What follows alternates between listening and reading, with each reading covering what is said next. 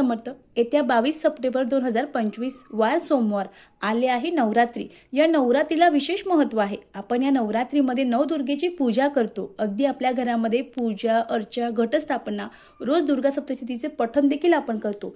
पण मंडळी, तुम्हाला चुकून एक जी वस्तू आहे याला स्पर्श करू नका, अन्यथा आपली जी कुलदेवता आहे ती नाराज होईल आणि तुमची कोणती इच्छा असेल ती 100% पूर्ण होणार नाही। व त्या वस्तू कोणत्या आपण ते जाणून घेऊ।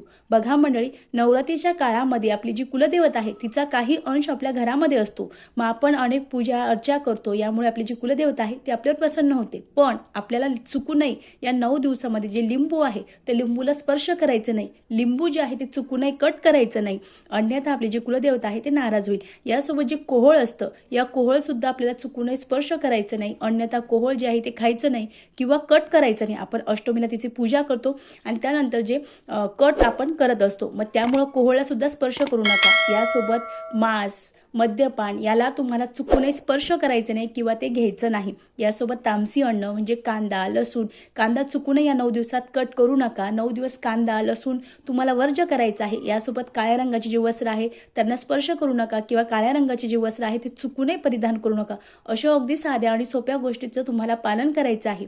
यामुळे आपली जी कुलदेवता आहे ती आपल्याला प्रसन्न होईल।